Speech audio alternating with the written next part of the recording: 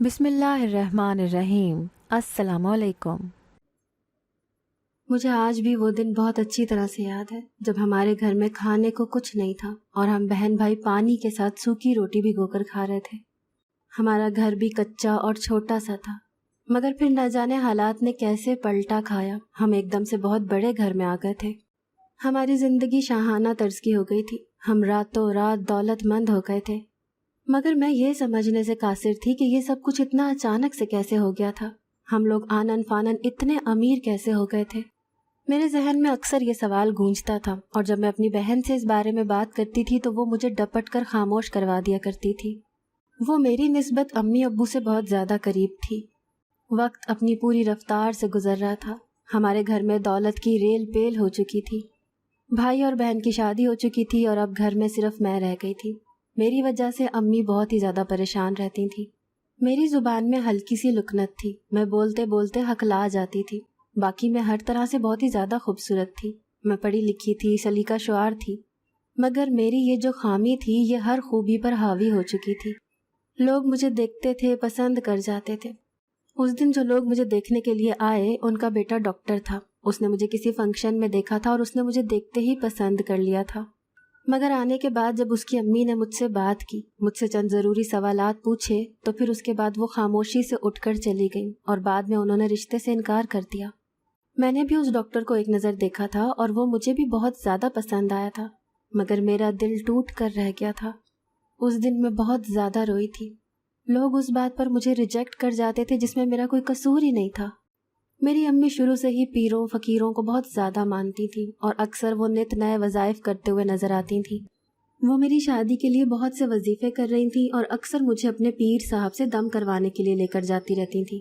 پیر صاحب کا کہنا تھا کہ میرے رشتے پر کسی نے بندش لگائی ہوئی ہے، اسی لیے انہوں نے امی سے ایک خطیر رقم لی جس سے انہوں نے میری بندش کی کاٹ کرنی تھی، اور ساتھ امی کو پڑھنے کے لیے ایک وظیفہ بھی دیا تھا۔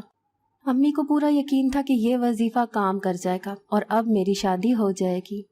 امی نے یہ وظیفہ شروع کر دیا تھا، انہیں پورا یقین تھا کہ یہ وظیفہ کام کر جائے گا اور میری شادی ہو جائے گی، مگر میں اتنی بار ریجیکٹ ہو چکی تھی کہ میرا ہر چیز سے اعتبار ہی اٹھ گیا تھا۔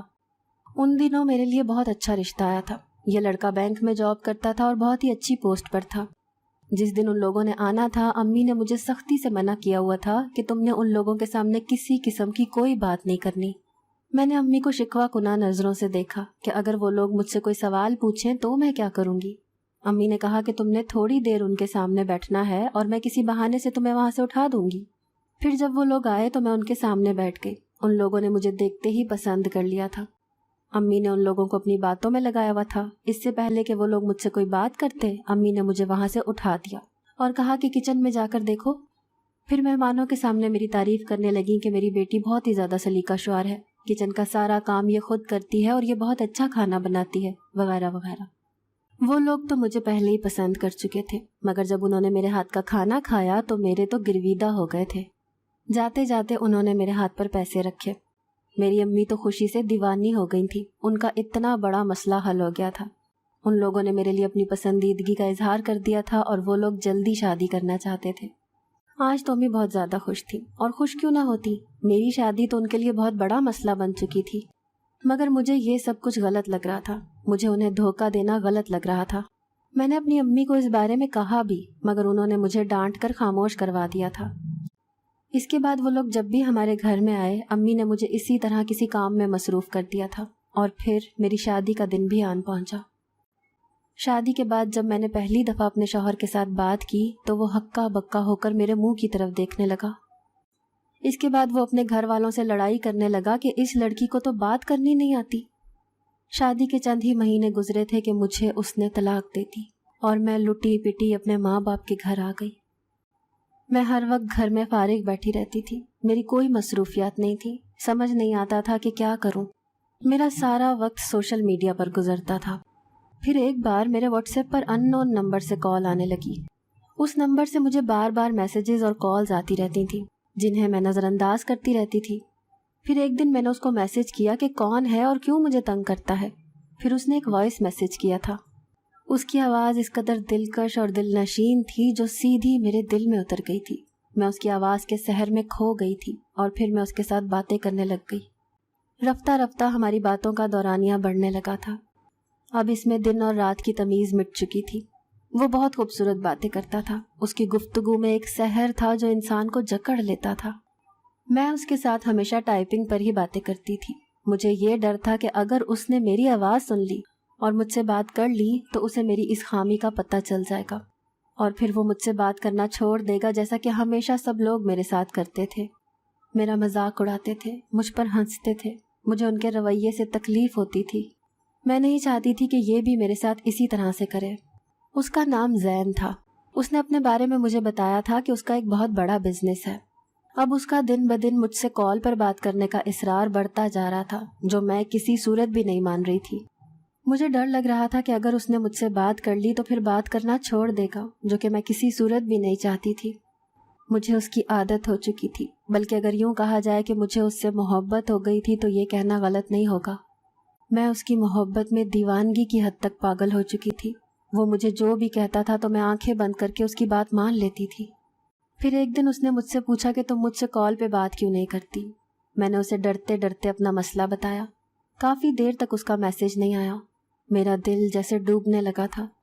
مجھے لگا تھا یہ ایک بات سن کر وہ بھی باقی سب لوگوں کی طرح مجھے چھوڑ کر جا چکا ہے، مگر اگلے ہی لمحے اس کے نمبر سے کال آ گئی تھی۔ میں نے جب اس کے ساتھ بات کی تو اس نے بالکل بھی میرا مذاق نہیں بنایا، مجھ سے بہت پیار سے بات کرتا رہا۔ اس سے بات کرتے ہوئے مجھے بھی احساس ہونے لگا تھا کہ میری بھی کوئی اہمیت ہے، کوئی ہے جو مجھے چاہتا ہے، مجھے پیار کرتا ہے، جسے میرا خیال رہتا ہے، اور یہ احساس بہت خوبصورت تھا۔ میں خود کو بہت اہم سمجھنے لگی تھی۔ میری نظروں میں اس کا قد بہت ہی بلند ہو گیا تھا۔ میں اسے بہت عظیم انسان سمجھنے لگی تھی۔ وہ مجھ سے شادی کے وعدے کرتا تھا، ساتھ نبھانے کی قسمیں کھاتا تھا، کہتا تھا کہ کچھ بھی ہو جائے وہ میرا ساتھ نہیں چھوڑے گا۔ مگر پھر ایک دن سب نے مجھ سے ایک ایسی بات کی کہ میں سوچ میں پڑ گئی۔ وہ مجھ سے اکیلے میں ملنا چاہتا تھا، مگر یہ میرے لیے ناممکن تھا۔ وہ جو کچھ مجھ سے چاہ رہا تھا وہ میں کسی صورت بھی نہیں کر سکتی تھی۔ پھر میں نے اس سے کہا کہ اگر وہ اتنی ہی مجھ سے محبت کرتا ہے تو مجھ سے نکاح کیوں نہیں کر لیتا؟ میرا اتنا ہی کہنا تھا کہ اس نے مجھے نظر انداز کرنا شروع کر دیا، میرے میسیجز دیکھنے چھوڑ دیے، میری کالز بنانی چھوڑ دی۔ تو مجھے اندازہ ہوا کہ وہ مجھ سے محبت نہیں کرتا تھا، وہ ایک بھنورا تھا، کلی کلی پر منڈلانے کا عادی تھا۔ مگر میں نے اس سے سچی محبت کی تھی۔ وہ پہلا شخص تھا جس نے میرے دل پر دستک دی تھی، جس کے میں نے خواب دیکھے تھے، جس کے بارے میں میں نے سوچا تھا، اور پھر اس کو بھولنا میرے لیے بہت مشکل تھا۔ انہی دنوں میرے لیے ایک اور رشتہ آیا۔ یہ شخص پہلے سے شادی شدہ تھا اور بہت ہی زیادہ دولت مند تھا، اور سب سے بڑی بات یہ تھی کہ ان لوگوں کو میری اس خامی کے بارے میں پتہ تھا، مگر اس کے باوجود وہ لوگ مجھے اپنانے کے لیے تیار تھے۔ میری ماں کو اور کیا چاہیے تھا؟ میں تو جیسے ان پر ایک بوجھ تھی۔ وہ جلد از جلد مجھ سے جان چھڑانا چاہتے تھے۔ تھوڑے ہی عرصے کے بعد میری شادی ہو گئی، مگر میرے دل سے زین کی محبت نکل نہیں سکتی تھی۔ میں اس سے دور ہو گئی تھی، مگر میرے دل میں آج بھی وہ بستا تھا۔ میں نے آج تک اس کی صورت نہیں دیکھی تھی، مجھے اس کی سیرت اچھی لگتی تھی، مجھے اس کی آواز سے عشق تھا، مجھے اس کی باتوں کا ایک نشہ تھا، مگر اب سب کچھ ختم ہو چکا تھا۔ میں اب کسی اور کی امانت تھی، کسی کے نکاح میں تھی۔ اس کے باوجود دوسرے شخص کے بارے میں سوچنا میرے لیے گناہ کی بات تھی۔ میں بہت مشکل سے اپنے دل و جذبات پر قابو رکھے ہوئے تھی اور اپنے شوہر کے ساتھ ایڈجسٹ ہونے کی کوشش کر رہی تھی، مگر میری تمام کوششیں ناکام جا رہی تھیں۔ میرا شوہر بہت عجیب انسان تھا۔ میں جتنا اس کا دل جیتنے کی کوشش کرتی تھی وہ اتنا مجھ سے دور جاتا تھا۔ میں اس کے ساتھ محبت کرنے کی کوشش کرتی تھی اور وہ اتنا ہی مجھ سے بیزار رہتا تھا۔ میں یہ سمجھنے سے قاصر تھی کہ اس کو مجھ سے مسئلہ کیا تھا۔ پھر ایک دن تو حد ہی ہو گئی۔ اس دن وہ شراب بھی پی کر آیا تھا اور شراب کے نشے میں وہ مجھے مارنے لگا، مجھ پر ہاتھ اٹھانے لگا۔ میں یہ بھی سہ گئی تھی۔ میں نے اس بارے میں بھی کسی کے ساتھ کوئی بات نہیں کی تھی، مگر اس کے بعد تو جیسے یہ معمول ہی بن گیا تھا۔ وہ ہر روز مجھے مارتا، ہر روز شراب پی کر مجھ پر تشدد کرتا۔ پھر ایک دن میری برداشت کی حد ختم ہو گئی اور میں اپنے ماں باپ کے گھر میں چلی گئی اور میں نے انہیں سب کچھ بتا دیا۔ مجھے اب سمجھ آئی تھی کہ میری اس خامی کو جانتے ہوئے بھی انہوں نے میرا رشتہ کیوں کیا تھا، کیونکہ ان کا بیٹا بد کردار تھا، وہ ایک برا انسان تھا، اور میں اپنی اس خامی کے ساتھ اس کے حساب سے گزارا کر سکتی تھی، مگر یہ مجھے قبول نہیں تھا۔ میں اس سے زیادہ ظلم نہیں سہ سکتی تھی۔ میں پھر واپس جانے کے لیے کسی بھی صورت تیار نہیں ہو رہی تھی۔ ان لوگوں نے مجھے واپس آنے کے لیے بہت ہی زیادہ فورس کیا تھا، مگر میری نا ہاں میں نہیں بدلی۔ میں نے خلا کے لیے کیس دائر کر دیا تھا اور مجبوراً پھر ان لوگوں کو مجھے چھوڑنا ہی پڑا تھا۔ میں اپنی زندگی سے تنگ آ چکی تھی۔ میں اپنے لیے کوئی مصروفیت ڈھونڈ رہی تھی۔ میرے ماں باپ میرے لیے بہت زیادہ پریشان ہو رہے تھے۔ میری امی کو اپنی غلطی کا احساس ہو گیا تھا کہ انہیں ایسا نہیں کرنا چاہیے تھا، ان لوگوں کو پہلے ہی سچ بتا دینا چاہیے تھا، مگر اب پانی سر سے اونچا ہو چکا تھا، کیا کیا جا سکتا تھا؟ اس ساری صورتحال سے میری ماں کو عقل آ جانی چاہیے تھی، مگر ایسا نہیں ہوا تھا۔ ان کا اپنے پرانے پیر سے اعتقاد اٹھ گیا تھا اور اس بات پر میں نے شکر ادا کیا تھا، مگر میری حیرت کی انتہا نہیں رہی جب میں نے ان سے کسی اور پہنچے ہوئے پیر کے بارے میں سننا شروع کیا اور میں اپنا سر پیٹ کر رہ گئی تھی۔ رات کی تنہائی میں مجھے اکثر زین کی یاد آتی تھی۔ میری ماں کا وتیرہ ابھی تک ویسا ہی تھا، وہ نت نئے پیروں فقیروں کے پاس جاتی تھیں اور ساتھ مجھے بھی لے کر جاتی تھیں۔ ان کے دماغ میں کسی نے یہ ڈال دیا تھا کہ مجھ پر کسی نے جادو کیا ہوا ہے، مجھ پر اثرات ہیں جس کی وجہ سے میری شادی نہیں ہو رہی، مگر میں کیا کرتی، میں ان کی بات ماننے پر مجبور تھی۔ پھر ان کے کسی دوست نے انہیں ایک پیر کے بارے میں بتایا۔ یہ بہت ہی پہنچے ہوئے پیر ہیں، ان کے پاس ہر بیماری کا علاج ہے، ان کے پاس شفا ہے، لوگ دور دور سے ان کے پاس آتے ہیں اور اپنی مرادیں پا کر واپس جاتے ہیں۔ مگر میں ان ڈراموں سے تھک چکی تھی، مجھے پیروں فقیروں پر بالکل بھی اعتقاد نہیں تھا، مجھے یہ سب بہت ڈھکوسلا لگتا تھا، سمجھنے سے قاصر تھی کہ امی کو کیسے سمجھاؤں۔ ساتھ مجھے ابو پر بھی حیرت ہوتی تھی کہ وہ امی کو کیوں نہیں سمجھاتے، ان باتوں سے کیوں نہیں روکتے۔ اس دن میں رات کے وقت مجھے سر میں بہت زیادہ درد تھا، میں سر درد کی دوا پوچھنے کے لیے امی کے کمرے میں جا رہی تھی جب اندر سے آتی آواز سن کر میں چونک کر رک گئی۔ میں نے جو کچھ بھی کیا تھا تمہارے کہنے پر کیا تھا، تم بھی اس گناہ میں برابر کے شریک ہو، تم نے ہی مجھے یہ سب کچھ کرنے پر اکسایا تھا اور اس کی سزا آج ہماری بیٹی کو بھگتنی پڑ رہی ہے۔ اس کے بعد وہ دونوں زور زور سے اونچا بولنے لگے۔ میں واپس اپنے کمرے میں پلٹ آئی۔ میں یہ سوچنے پر مجبور ہو گئی تھی کہ وہ کون سے گناہ کی بات کر رہے ہیں جس کی سزا مجھے بھگتنے کو مل رہی ہے۔ میں پہلے یہ اکثر سوچ سوچ کے پاگل ہوتی رہتی تھی کہ ہم اتنے زیادہ غریب تھے، پھر ایک دم سے اتنے زیادہ امیر کیسے ہو گئے۔ اور مجھے سوچنے کو ایک اور بات مل گئی تھی کہ ابو امی سے کون سے گناہ کی بات کر رہے تھے۔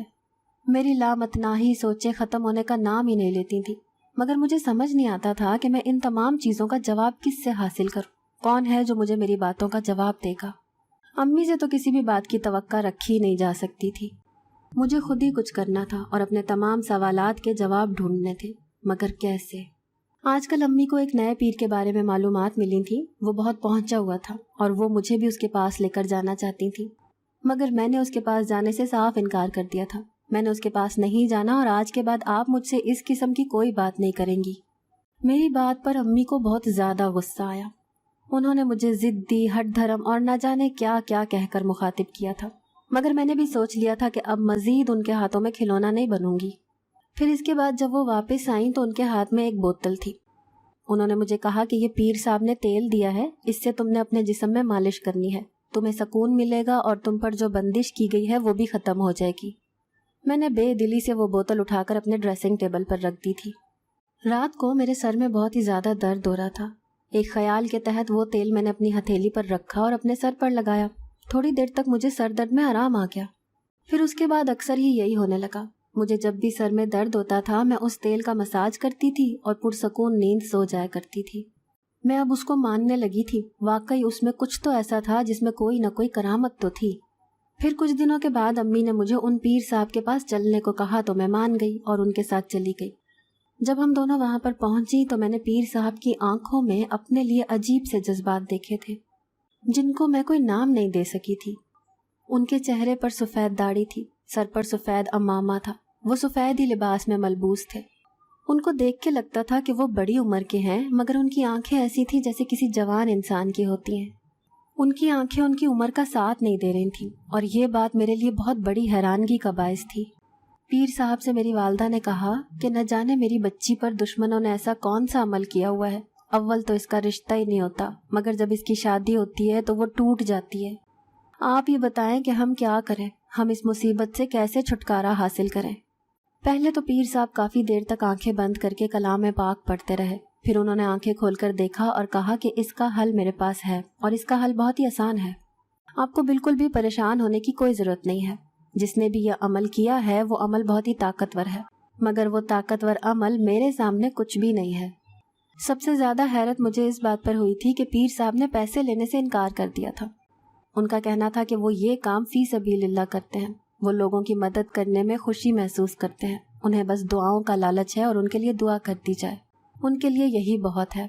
میں ان کی اس بات سے بہت زیادہ متاثر ہوئی تھی۔ اس کے بعد میری امی نے انہیں زبردستی نذرانہ دینے کی کوشش کی، مگر انہوں نے واپس کر دیا۔ اس کے بعد انہوں نے مجھے پڑھنے کے لیے وظیفہ دیا اور ایک تیل دم کر کے دیا، اور مجھے کہا کہ یہ تیل اپنے پورے جسم پر مل دیا کرو، اس سے تمہاری بندش دور ہو جائے گی اور تمہاری تمام پریشانیاں بھی ختم ہو جائیں گی، تمہیں سکون ملے گا۔ پیر صاحب نے جو کہا تھا سچ ثابت ہوا تھا۔ جو ہی میں اپنے جسم پر تیل کی مالش کرتی تھی، میں گہری نیند سو جایا کرتی تھی، اور میں حیران ہوتی تھی کہ اتنی گہری نیند تو میں کبھی اپنی پوری زندگی میں نہیں سوئی تھی۔ بھرپور نیند لینے کی وجہ سے میری طبیعت بھی بہت بہتر ہونے لگی تھی۔ اور پھر اس دن جب میں پیر صاحب کے پاس آئی تو انہوں نے کہا کہ دشمنوں نے آپ کی بیٹی پر پھر سے حملہ کر دیا ہے، انہوں نے اس پر ایک نیا عمل کر دیا ہے اور اس عمل کی کاٹ صرف ایک ہی طریقے سے ممکن ہے۔ میں بھی حیرت زدہ رہ گئی۔ اس نے کہا کہ آپ اپنی بیٹی کو ایک دن اور ایک رات کے لیے یہیں پر چھوڑ جائیں تو اس عمل کی کاٹ ممکن ہے۔ امی کے ساتھ ساتھ مجھے بھی اس عامل کی باتوں پہ یقین تھا، مجھے بھی اس پر اعتماد تھا کہ وہ جو کچھ بھی کہہ رہا ہے سچ کہہ رہا ہے۔ امی مجھے یہاں چھوڑنے کے لیے راضی ہو گئی تھی، وہ مجھے چھوڑ کر گھر واپس چلی گئیں۔ میرا پورا دن یہاں پر وظائف کرتے ہوئے گزرا تھا۔ پھر پیر صاحب نے کہا تھا تم نے پورا دن یہیں پر رہنا ہے۔ پھر انہوں نے مجھے پڑھنے کے لیے ایک وظیفہ دیا اور کہا کہ تم نے پورا دن باوضو رہنا ہے اور اسی وظیفے کو اپنے ورد میں رکھنا ہے۔ میں پیر صاحب کی قائل ہو گئی تھی، وہ واقعی ایک بہت اچھے انسان تھے۔ اور پھر رات کو انہوں نے مجھے اپنے کمرے میں بلایا، مجھے ایک تیل کی بوتل دی اور کہا کہ اپنے پورے جسم پر اس تیل کی مالش کرو اور پھر میرے کمرے میں واپس آ جاؤ۔ تیل کی مالش کرنے کے بعد جب میں ان کے کمرے میں گئی تو انہوں نے مجھے ایک جگہ پر بیٹھنے کو بولا۔ مجھے اچانک سے چکر آنے لگے، مجھ پر غنودگی طاری ہو گئی تھی۔ اچانک سے میں ہوش و حواس کھو بیٹھی تھی، اور جب مجھے ہوش آیا تو پیر صاحب میرے سامنے کھڑے تھے۔ ان کے چہرے کے نقوش بگڑ چکے تھے، ان کے تاثرات بتا رہے تھے کہ وہ میرے ساتھ کچھ غلط کرنا چاہ رہے ہیں۔ میں ایک دم سے ڈر گئی اور اپنی جگہ سے پیچھے ہٹنے لگی۔ میں اس کے آگے رونے لگی، گڑ گڑانے لگی کہ مجھے یہاں سے جانے دو، میرا کیا قصور ہے؟ اس نے کہا جانتی ہو تمہارا کیا قصور ہے؟ میں نے بے سمجھی سے اس کے چہرے کی طرف دیکھا۔ تمہارا قصور یہ ہے کہ تم اجمل بیگ کی بیٹی ہو۔ اجمل بیگ وہ انسان ہے جس نے میرے باپ سے دھوکے سے تمام کاروبار چھین کر اپنے نام کر لیا تھا اور میرا باپ روڈ پر آ گیا تھا۔ میں تم سے اس بات کا انتقام لینا چاہتا ہوں، تمہارے ماں باپ کو تکلیف دینا چاہتا ہوں، انہیں اس درد سے گزارنا چاہتا ہوں جو کبھی ہم لوگوں نے سہا تھا۔ تمہارے باپ نے ہم سے دولت چھینی تھی، میں اس سے اس کی عزت چھیننا چاہتا ہوں۔ میرا تو وہ حال تھا کہ کاٹو تو بدن میں لہو نہیں۔ میں یہ حقیقت سن کر اپنی جگہ سے ہل بھی نہیں پا رہی تھی۔ اس نے مزید کہا کہ میں تمہارے سامنے پہلے زین کے روپ میں آیا تھا، تم تب بھی میرے ہاتھ میں نہیں آئی تھی۔ میں یہ سن کر رونے لگی۔ اس نے اپنے چہرے سے سفید داڑھی اتاری، اپنی سفید بھویں اتاری۔ میرے سامنے ایک نوجوان انسان کھڑا تھا جو بے حد خوبصورت تھا۔ وہ میرے پاس آ کر بیٹھ گیا اور میں پیچھے ہٹنے لگی۔ اس نے کہا تم جانتی ہو کہ ابھی تک محفوظ کیوں ہوں؟ میں تمہارے ساتھ کچھ بھی غلط کر سکتا تھا، مگر میں نے کیوں نہیں کیا؟ کیونکہ میں تم سے سچی محبت کرنے لگا ہوں۔ اب سے کچھ لمحے پہلے تک میں اس بات سے بے خبر تھا، مگر تمہارے آنسو دیکھ کر مجھ پر یہ آشکار ہوا ہے کہ میں تمہیں دکھ نہیں دے سکتا۔ اس کے بعد وہ مجھے میرے گھر چھوڑنے گیا، مگر میں جیسے ٹوٹ کر رہ گئی، اندر سے بکھر کر رہ چکی تھی۔ میں ہمیشہ سے یہ سوچتی تھی کہ میرے ماں باپ کے پاس اتنا پیسہ کہاں سے آیا، اور اب جب مجھے میرے سوال کا جواب مل چکا تھا تو میں سوچ رہی تھی کہ کاش میں اس حقیقت سے بے خبر ہی رہتی تو پھر کتنا اچھا ہوتا۔ میں نے پھر یہ سب کچھ اپنی امی کو بتایا۔ وہ بہت ہی زیادہ شرمندہ ہو گئی تھیں، انہیں اپنی غلطی کا احساس ہو گیا تھا۔ میرے امی ابو پھر ان لوگوں کے گھر گئے، ان سے معافی مانگی کہ ہم سے غلطی ہو گئی، اب ہم آپ کی تمام دولت آپ کو واپس کرنا چاہتے ہیں۔ ان لوگوں نے میرے ماں باپ کو معاف کر دیا مگر دولت لینے سے انکار کر دیا اور بدلے میں میرا رشتہ مانگ لیا، مگر یہ مجھے کسی بھی صورت قابل قبول نہیں تھا۔ میں ساری زندگی اس کے زیر ہو کر نہیں رہ سکتی تھی۔ وہ زندگی میں کبھی نہ کبھی مجھے اس بات پر طعنہ دے سکتا تھا کہ میرے ماں باپ نے اس کے ساتھ کیا کیا تھا۔ میں محبت کے بغیر تو رہ سکتی تھی، مگر میں عزت کے بغیر نہیں رہ سکتی تھی۔ مجھے ان سب لوگوں نے سمجھانے کی بہت کوشش کی، مگر میں نے اپنے فیصلے کو نہیں بدلا۔ پھر میری شادی میرے خالہ زاد کے ساتھ ہو گئی۔ وہ شادی شدہ تھے، ان کے 2 بچے تھے، ان کی بیوی کا انتقال ہو چکا تھا۔ شادی کے بعد وہ مجھے لے کر دبئی میں شفٹ ہو گئے تھے اور میں اپنے اس فیصلے سے بہت ہی زیادہ مطمئن تھی۔ اگر آپ کو آج کی ہماری کہانی پسند آئی ہے تو اسے لائک کیجیے اور اپنے پیاروں کے ساتھ شیئر کیجیے، اور ہاں، اگر ابھی تک آپ نے ہمارا چینل سبسکرائب نہیں کیا تو ضرور کیجیے۔ ملتے ہیں کل ایک نئی اور دلچسپ کہانی کے ساتھ، تب تک کے لیے اللہ حافظ۔